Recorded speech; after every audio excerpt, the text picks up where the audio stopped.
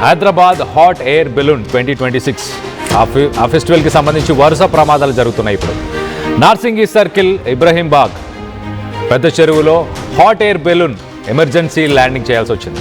Technical ఇష్యూతో చెరువులోకి దిగిపోయింది ఆ హాట్ ఎయిర్ బెలూన్. సమాచారం తెలుసుకొని స్పాట్కి వచ్చారు. ఇటు చెరువులో నుంచి 3 సందర్శకులని బయటకు తీసుకొచ్చారు నిర్వాహకులు. మంచిరేవుల వేణుగోపాల స్వామి ఆలయ సమీపంలో కూడా మరో హాట్ ఎయిర్ బెలూన్ దిగింది. ఈ రెండింటితో పాటు ఎన్ఎస్ఎల్ దగ్గర మరొక హాట్ ఎయిర్ బెలూన్. ఇట హాట్ ఎయిర్ బెలూన్స్ అన్ని హోల్డ్ చేసి ట్రక్కులతో తరలిస్తున్నారు ప్రస్తుతానికి నిర్వాహకులు. సో మొత్తం మీద హాట్ ఎయిర్ బెలూన్కి సంబంధించిన ఫెస్టివల్ 2026 ఈ పండుగ ఇటు పరేడ్ గ్రౌండ్స్లో కూడా జరుగుతుంది. పరేడ్ గ్రౌండ్స్లో కూడా చాలా ప్రాబ్లమ్స్ని ఎదుర్కొన్నారు అక్కడ. ఒకసారి మనం విజువల్స్లో చూడొచ్చు.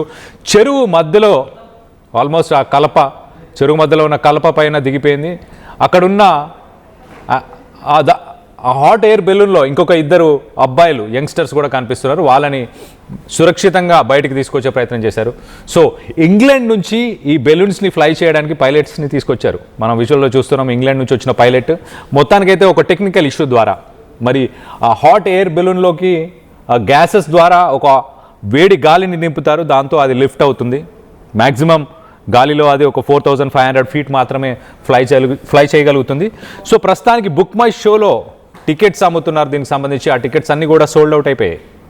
ఇటు పరేడ్ గ్రౌండ్స్లో కూడా ఇలానే ఫ్లై చేయాలని ప్రయత్నించారు.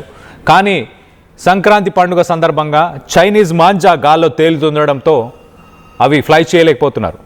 ఓన్లీ 50 ఫీటులు మాత్రమే పైనకి తీసుకెళ్ళి టైట్ రోప్స్తోని వాటిని హోల్డ్ చేసి పెట్టే ప్రయత్నం చేస్తున్నారు. ఇప్పుడు విజువల్లో మనకు కనిపిస్తుంది ఒక రోప్తోని దాన్ని అలా హోల్డ్ చేసి పెట్టారు కదా. అలా పరేడ్ గ్రౌండ్స్లో కూడా అలాంటి పరిస్థితి ఉంది ప్రస్తుతానికి.